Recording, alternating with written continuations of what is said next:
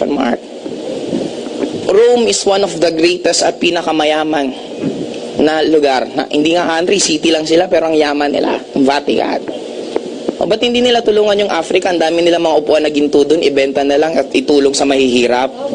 Di ba sila nagsasabi na, share your blessings. Give money to the poor. Bakit hingi sila nanghingi? Guys, ang dami po natin na dapat pwedeng ayusin. Question pa po. Gusto ko, kayo naman magtanong.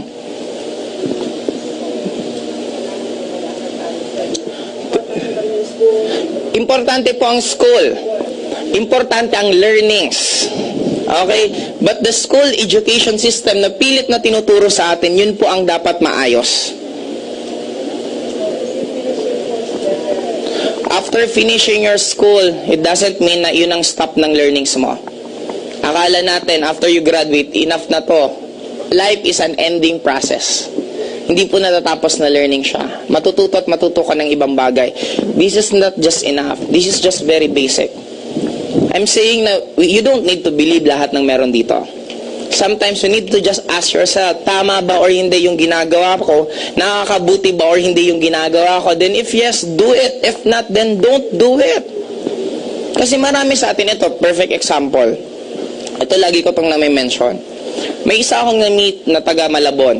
Nagtatrabaho siya Ortigas. Tinanong ko magkano ang sweldo, ang sagot niya 300 pesos. So kung magkano pa masahe mo from here going to Malabon, alam mo sagot, 160 pesos back and forth. Magkano ang matitira? 140. Tanong ko, yung 140 mo pa, doon ba ikakaltas yung pagkain mo, yung makeup mo, yung load mo lahat? Sabi niya, yes. Isang tanong ko, may natitira pa ba sa kinikita mo? Anong sagot? Wala. Anong tanong ko? Bakit mo pa tinutuloy ginagawa mo? Alam mo sagot niya? Kasi nung graduate na ako, nung ilang buwan na wala na akong trabaho, kinulit na ako ng kinulit ng nanay ko. Anak, dapat meron ka ng trabaho kasi graduate ka na. Take note, hindi pinag-uusapan kung magkano ang kita. Ang importante lang, meron kang isasagot na meron ka ng trabaho. Ano ang qualification para mag-asawa? Dapat regular ka sa job, regular din yung babae. Pag pareho kayo regular, pwede na kayo mag-asawa. Hindi man lang pinag-usapan kung magkano dapat yung kinikita. Guys, let's face it. Pag nagkaroon ka ng anak, asset siya o liabilities? Liabilities po ang anak. In terms of money, bakit? Habang lumalaki yung bata, may kakambal yun, si gastos.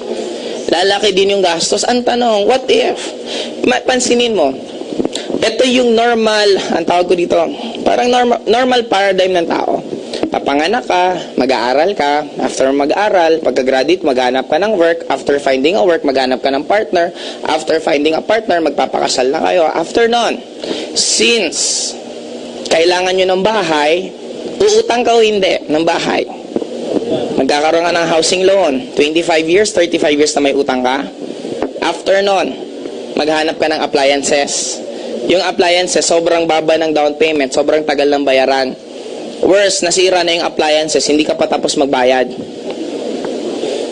Tama mali? Tuloy-tuloy ng ganon. Kaya sometimes, we need to analyze again. Ano ba yung dapat kong gawin para financially? Kasi the moment malagpasan mo to guys, mas magiging open ka na sa iba't ibang opportunities, mas mag-aaral ka pa ng mabuti, mas matututo ka. Pero the moment ito goals mo, mainitin ulo mo, parang lagi ka nalang bad trip, kung sino-sino sinisisi mo. Kasi nga, ito nandito umiikot ang buhay. Question pa. Ang dami nyo, wala man lang, ang konti lang nagtatanong. Question po. Ano, sangayon ba kayo sa lahat ng sinasabi ko? Gusto ko may kokontra po. Sinong hindi seryoso para at least maging healthy po yung interaction natin. Sabi ko nga kanina, wag nyo pong isipin na ako si Joseph Lim. Isipin nyo lang po, I'm just an ordinary person na nasa harapan nyo at nagsasabi ng kung ano-ano. Question po, sino may tanong sa inyo? Ano po? Sige, ano po yun? Ako na. Okay, sir ah. Okay. Ngayon, hindi, kaya explain ko lang sir, kaya ako gusto kasi baka may mga iba sa inyo na insight na ayoko naman maghiwa-hiwalay tayo ngayon na may magulo sa isip mo. Kasi mama, hindi alangan entertain ko kayo isa-isa kayo, uy, may tanong ka, di ba?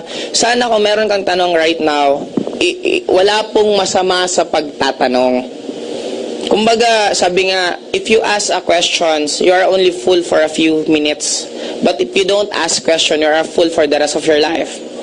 Meron akong downline. Sabi ko, nasa galeriya ako, magkita tayo sa Kenny Rogers.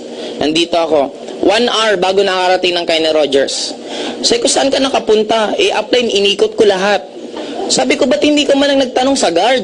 I-apply, baka sabihin kasi probinsyana ako eh. Kasi may ganon.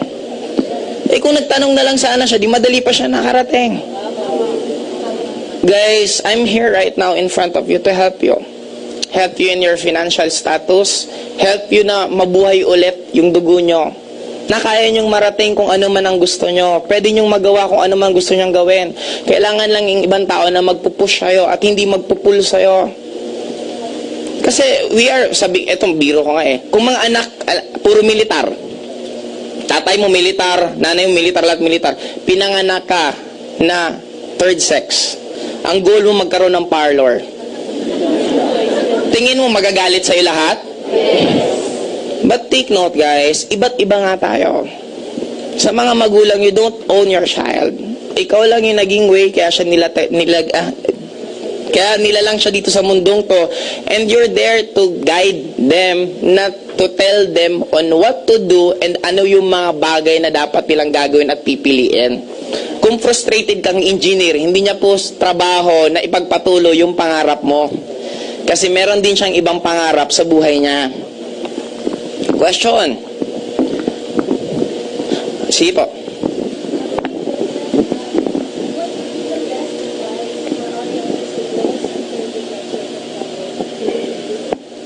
After graduate ng college or ayaw mo ng elementary pa lang high school? After graduate ng college, ito lang tip.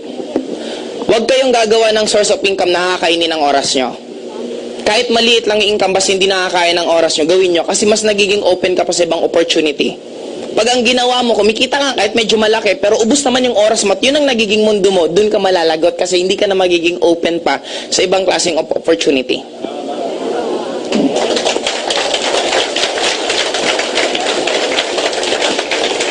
Question pa po.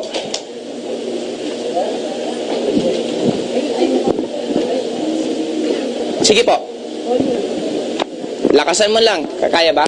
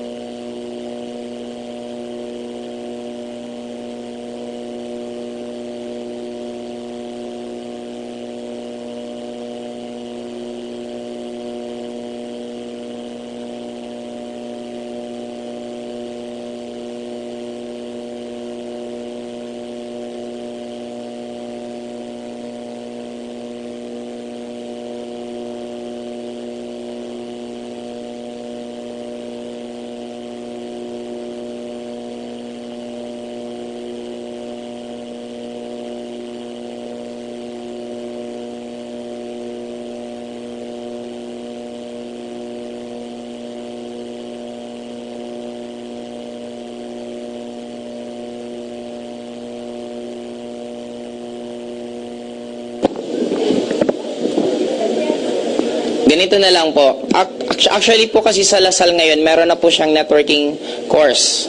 Network marketing course ang Lasal. And take note, ang Lasal, pag nag-aral ka po, ang ituturo is theoretical. Ang AIM Global po right now is actual na. Bakit mo mapahirapan yung isang bata na dadaan pa sa theoretical kung pwede nang dumiretso sa actual? Tapos,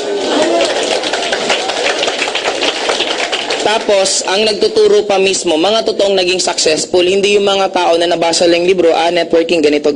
Okay, ang networking class, blah, blah, blah. Pero sila mismo hindi nila naranasan ma-Indian, hindi nila maranasan magutom, hindi nila maranasan mapuyat.